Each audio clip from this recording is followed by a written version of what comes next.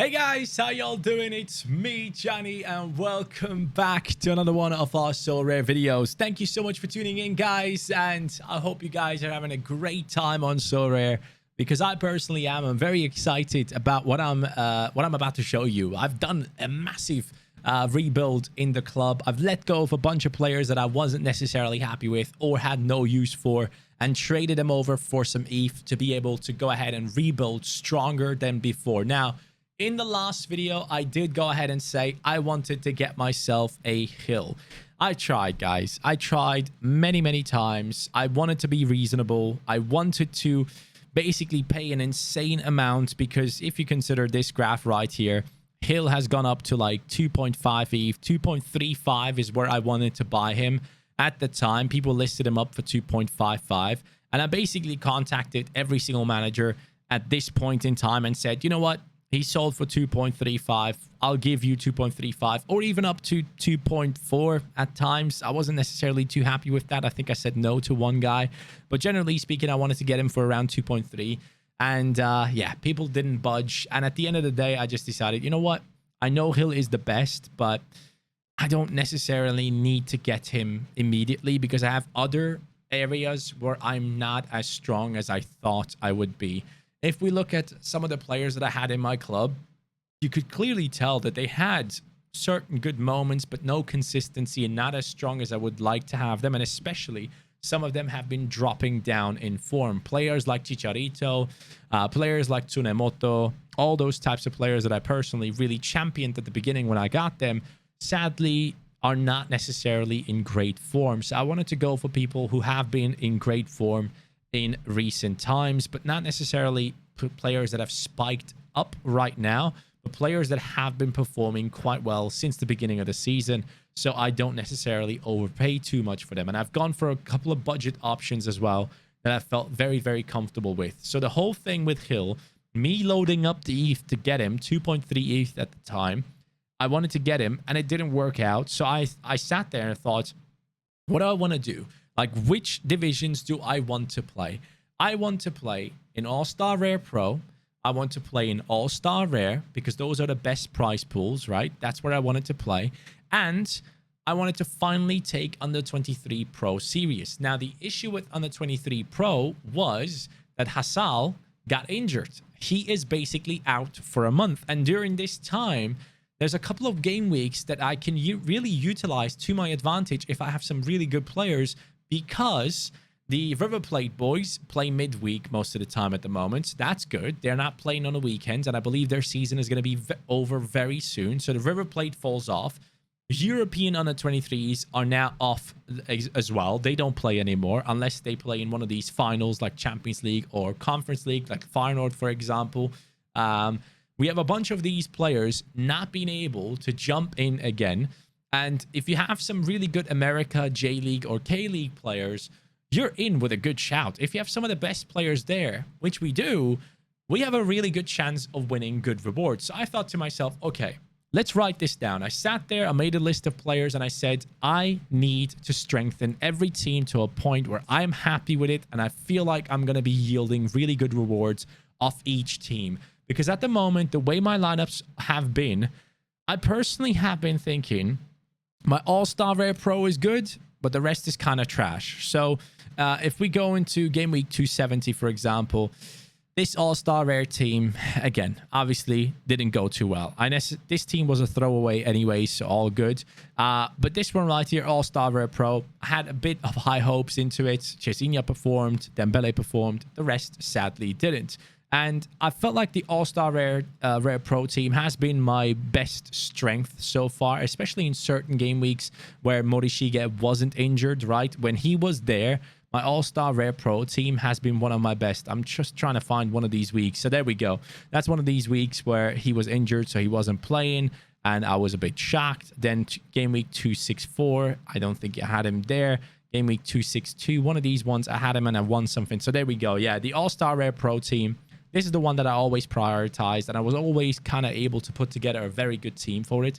And it will always be my number one priority, because I've had the best experience in that division so far. And I want to keep on trying to get into those top 20s for the star rare rewards or high tier 1 rares. That's totally fine for me as well, as long as I can keep yielding. But it kind of bothered me that I only had like one team each week that I would be happy with. Like this week, All-Star Rare Pro, I was very happy with this lineup. I got myself Acosta because I couldn't get Hill. I needed another midfielder. And Acosta, as you guys might know, has been on great form this season. Look at the consistency of his scores. Yes, he doesn't have those 80s, 90s like Hill does every single week, but at least I'm getting somewhat of a consistency out of him. Now, this last game, he played against Hill, and both of them really were terrible in this one. So Hill has 42 points, Acosta has 38.5.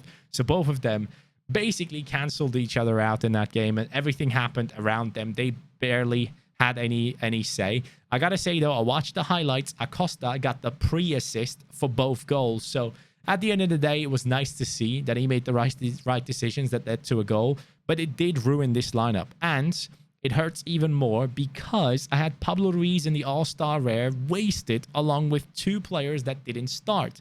Javier Hernandez and Jesus Ferreira let me down big time. They were rested. Javier Hernandez has a game against LAFC in the Cup, which I didn't know. So I basically didn't do enough research in the end. I looked into the Sorare Sharp app and it said he had like a 90% chance of playing. I should have done even more research. If I personally knew that he had a big game against a City rival midweek, maybe I wouldn't have put him in there. But nonetheless, it's all hindsight. At the end of the day, I have to take full blame. So it's all good. Chicharito, Ferreira let me down. Very, very bad. Not happy with my decision there. Pablo Ruiz and Morishige and Crepo are screaming at these two for fucking up big time. But it is what it is. So Pablo Ruiz, if I put him into this team like I initially wanted to before buying Acosta, we could have had a very, very good reward there. A star rare, in fact, because we would have gotten another 60 points on top, literally 60 points. And that would have put us into a tier 0 rare, a star rare. But it is what it is. We are getting ourselves a tier 1 rare. Barely. We are 74th up to 75th. People get a tier 1 rare, so I'm very happy about that one. Could be a decent player. Ivanami is the one that I want. I'm going to put that out there right now into the universe. He is at the bottom of the tier 1 rare, so that could be a very good one. Hopefully, we can pick ourselves up in Ivanami. He's a very good defender for Urawa Reds, so that could be a very good option. But going into the under 23s and stuff, there's a bunch of players that I kind of lost faith in. Amaya, Tsunemoto, and even Ueda, even though Ueda is somewhat performing.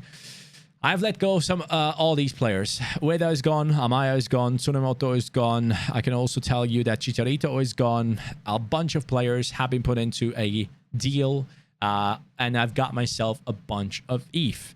So the players that are gone: Hasal, Tsunemoto, Ueda, Nathan Harriel, who did I say just now? Let me just go through this again. Sorry. Chicharito is gone. Yes. Then Amaya is gone. Ueda is gone. Tsunemoto is gone. Harriel is gone. Hasal is gone. Yes. 6 players have left the club.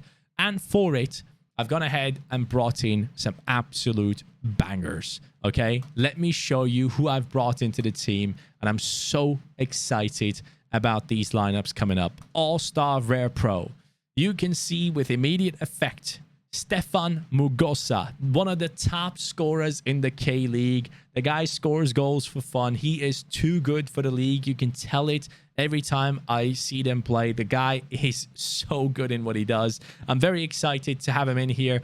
Pablo Ruiz, Stefan Mugosa, and Cezinha are going to be playing alongside each other, supported by Morishige and Slovic in the next weekend game week. Then for the All-Star Rare, I strengthened it up as well. Crepo, Morishige, Acosta, Jesus Ferreira, and Sho Sasaki. Another pickup. Sasaki, extremely consistent, basically gets 50 to 65 every single game, pretty much guaranteed, and plays ahead of Osako. Talking about Osako, Osako is now our new under 23 goalkeeper. He is playing probably in front or behind the best defense of any under 23 goalkeeper in the summer. Chicago Fire struggling big time. Slonina not necessarily getting good scores. Hasal and Vancouver basically concede 3 goals every single game. Then you have, who else do you have for the summer? Slonina, Hassal, Ochoa, he doesn't play. And there are a couple more whose under 23 runs out in like a couple of months, Pies and stuff. So those are eligible as well. But I feel like Osako is the best because he has the strongest defenders in front of him, like Sasaki and others that tend to get 50 to 60s most of their games. So that is great to see. So now we have technically the best under 23 goalkeeper in our team right now. One of these weeks he got like nearly 100 points. Yeah, 99.8 points. Unbelievable. I'm very excited to have him in the team. I didn't buy him because of the 99.8. I bought him because he has good defenders in front of him. And I was kind of sick and tired with the whole Hassal thing. Yes, I sold him, but I got lucky. Due to the ETH drop, I basically got the same amount of ETH for him that I paid. I think I paid like 0.65 for him, and I sold him for 0.63 or something like that, around that number. Actually, no, he was in the bulk sale. All good. So Hassal is gone, and I've got myself Keaton Parks. Keaton Parks, if you guys don't know, he's one of those players that has now gone and basically established himself as one of the essential parts in the New York City lineup. Here you can see a bunch of substitutions and stuff, and now he has been playing, and I've watched some of the games. The guy is quality. He seems to be technically above most of the players, and you can just tell he has that footballing brain, while others just don't seem to have it. I like him a lot. An under 23 super rare for the next month and 12 days or something. I'm very excited to have him in here, especially after the under 23 eligibility. He's going to move over to the other teams for the All-Star Rare Pro and such, and Fausto Vera at that point, I believe, will be back and playing for Argentinos Juniors. So that is another one that we have gone for, but you can also tell Castellanos, the teammate of Keaton Parks. So we are semi-stacking here a little bit for the under 23s. He is here as well. Castellanos, one of the strongest forwards when it comes to under 23 strikers in the summer, playing alongside a bunch of other under 23 beasts, taking penalties and all that good stuff at New York, being rested in this last game. I'm very excited to have him in the club.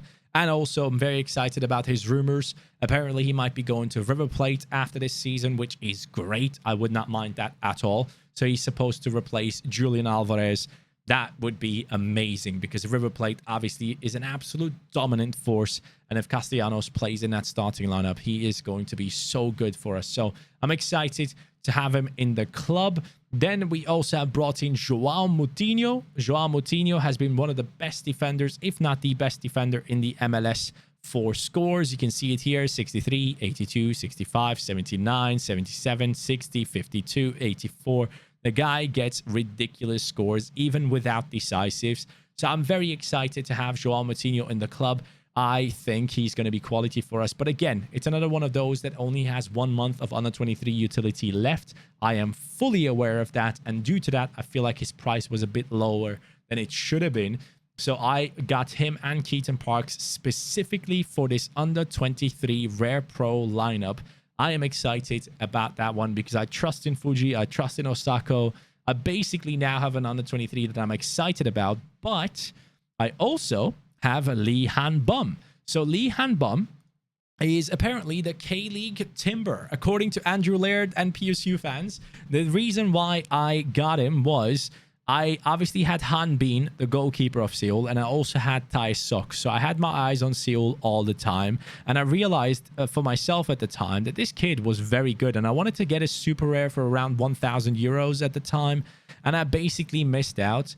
And the boys picked him up, and he picked up great scores. And he's basically now one of the most sought after under 23 prospects when it comes to the summer and defenders. So you can see here these amazing scores, and he basically gets that 88 with no decisives as well.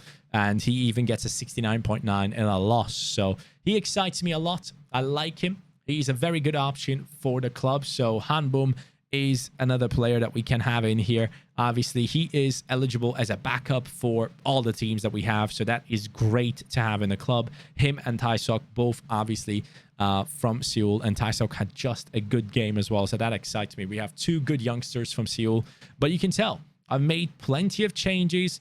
and I'm very, very happy about it. Now we have a starting under 23 goalkeeper. Yang Hanbin has reclaimed his position in the team as well, played the last game. Niklas Hedel I'm going to keep until the next season begins. I think he's going to be a great under 23 option for the Europe season. Slovik I love, Kripo I like a lot. He is basically set in that lineup at LAFC, and they are a strong team. And if they get Chiellini, oh boy, we're going to get a bunch more clean sheets here. Defenders, we have Masato Morishige twice, because I love him. Joao Moutinho is new. Sasaki is new. Hanbyom is new. And then Chiellini, as I mentioned, I got him too for quite cheap in my opinion. I just said to myself, you know what? For this price, I want him. If he joins LAFC, I can stack him together with my Crepo in All-Star Rare. And I will have myself a very good backline with those two in my opinion.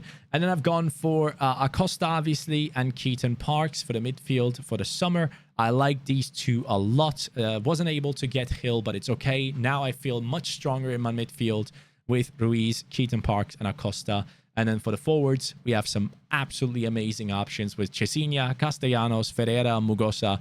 We can play the lineup building game, the matchup game. But yeah, we are going to be getting ourselves another tier 1 rare as a reward. I'm very excited about that. I thought I could pull off 2 massive rewards this week, but sadly, it all didn't work out. It was only 100 points to another star rare, only 86 points to another tier 1 rare. I feel like if these boys started, it would have been possible. But hey, it is a shame. It's all good. We move. We see what we can pull off in the upcoming days. But one thing I wanted to mention and want to mention at the end is the price of ETH.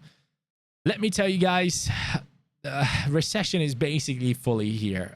Global markets are not necessarily looking too good. And as you guys can tell right here, ETH price has come down big time. Very, very big time. If you look at date and price range here, if we go from 5th of April up until this day, we have a 42% reduction, which really led to a lot of people and their galleries' ETH evaluation to jump up big time. So my gallery evaluation right now was around 17.1. Then I did that big bulk trade and bought a bunch of players, and I'm back up to 16.88, which I'm very, very pleased with. Looking at the average month, roster evaluation, we had a massive jump here. First of all, because we bought a bunch of ETH, but at the same time, because the players' ETH valuations have gone up a lot. And that makes me feel good. Even though my fiat value is not looking too great, the ETH evaluation I'm very, very pleased with. But generally speaking, I do expect ETH to come drop down even more. I gotta be honest with you guys. I think the markets are not looking too good at the moment. That's just my personal expectation. I just want to add this at the end of the video. And if we look at the weekly Heikin-Ashi candles, which tell you a lot, you can just see that there's barely any shadow here on this one and a big candle body that is red. That normally kind of tells you that the trend will keep on going down.